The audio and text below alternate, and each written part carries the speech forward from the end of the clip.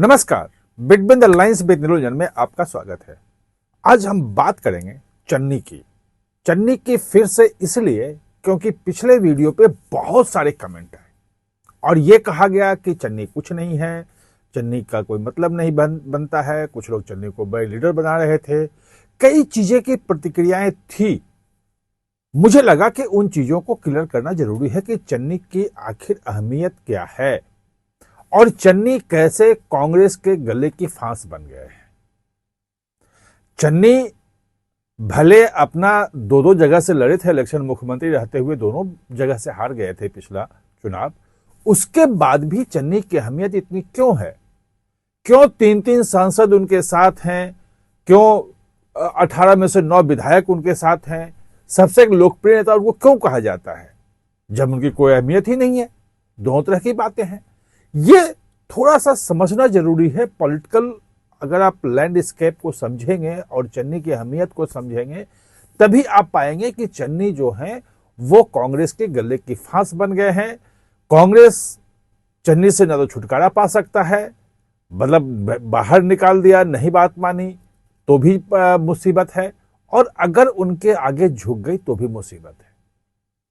जो प्रभारी थे भूपेश बघेल, उन्होंने कहा कि भाई गुड़ियों का खेल नहीं है और जो फैसला हो गया राजा बड़िंग को अध्यक्ष बनाए रखने का, वो फैसला रहेगा, वो चेंज नहीं होगा।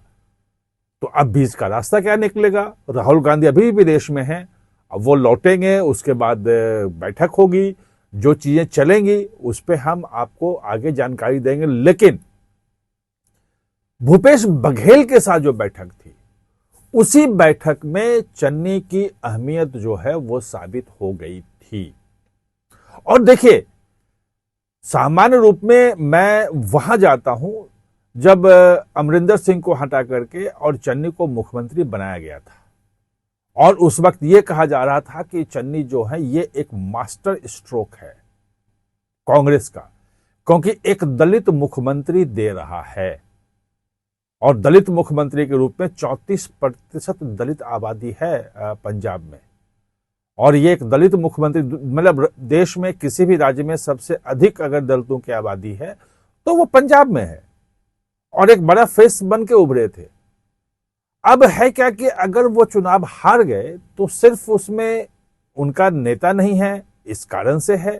कई लोगों ने मुझे कहा, व्यक्तिगत रूप में फोन भी किया, कि अगर चन्नी लोकसभा का चुनाव नहीं जीतते तो हम मतलब ये नेता नहीं रहते या खत्म हो जाते हैं। भाई, सामान्य रूप में कोई एक चुनाव हारने से, जीतने से कोई नेता खत्म होता या नहीं होता है, ये अलग मुद्दा है। कई खत्म भी होते हैं और कई जो है उभर आते हैं सामने।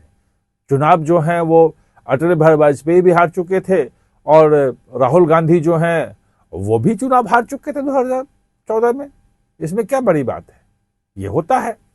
दरअसल है क्या कि जो मैं बता रहा था कि 34% जो आबादी है दलितों की, वो बड़ी आबादी है, और वो दिशा और दशा जो है वो चुनाव का तय कर सकता है। भाजपा जो है वो बिल्कुल लगी हुई है। आप देखो, जो डेरा सचखंड बल्ला के जो संत निरंजन दास हैं, उनको मतलब पद्म पुरस्कार से सम्मानित करना, और उसके बाद जिस दिन बजट था 1 फरवरी को, उस दिन प्रधानमंत्री का वहां उनके डेरे पे जाना और साष्टांग दंडवत होना उनके सामने, ये दिखाता है कि वहां दलित जो हैं वो किस भूमिका में है और कितने महत्वपूर्ण हैं। बात यह है कि अगर चन्नी की बात नहीं मानी गई और चन्नी अलग हो गए, उनको भाजपा से अभी तक नहीं मिल रहा है क्या कहते हैं, भाव कि भाई आपको शामिल कर लेंगे, वो नहीं मिल रहा है। इसीलिए कि चन्नी की शर्तें कुछ ज्यादा हैं, वो कांग्रेस के लिए भी हैं, वो भाजपा के लिए भी हैं। वो चाहते हैं कि उनके साथ जो 30-35 लोग हैं वो सबको टिकट मिले। यहां भी बात उनकी जो भूपेश बघेल के साथ जो बैठक थी, उस बैठक में उन्होंने यही कहा कि हमारे लोगों का टिकट नहीं कटना चाहिए। भले वो मैनिफेस्टो कमेटी का उनको चेयरमैन बनाया गया हो, चुनाव अभियान जो है वो करें, लेकिन वो ये चाहते हैं कि भले हमें आप मुख्यमंत्री घोषित मत करो, लेकिन हमारे लोगों का टिकट नहीं कटना चाहिए। ये शर्त भाजपा के साथ भी है और ये शर्त कांग्रेस के साथ भी है। भाजपा इन शर्तों को मानने के तैयार नहीं है। कांग्रेस अगर नहीं मानती है तो एक बात जो कही जा रही है कि चन्नी, चूंकि इस बार 5-6 छोटा सा राज्य है, 117 सीटें हैं और कई कॉर्नर की लड़ाई वहां होगी। अकाली दल अलग लड़ने की तैयारी में है और उसको लग रहा है कि सतलुज फिल्म आने के बाद जिस ढंग से स्क्रीनिंग करवा रहा है कि इस फिल्म के शायद रिवाइवल हो सकता है, लेकिन जेमिनी रिपोर्ट कहती है कि भाई अब जो प्रकाश सिंह बादल के नहीं रहने के बाद सुखबीर बादल में वो क्षमता नहीं है और धीरे धीरे पब्लिक डिस्कोर्स यानी कि आम जनता के विमर्श से अकाली दल जो है वो खत्म होता जा रहा है, अपना रिलेवेंस जो है वो खोता जा रहा है।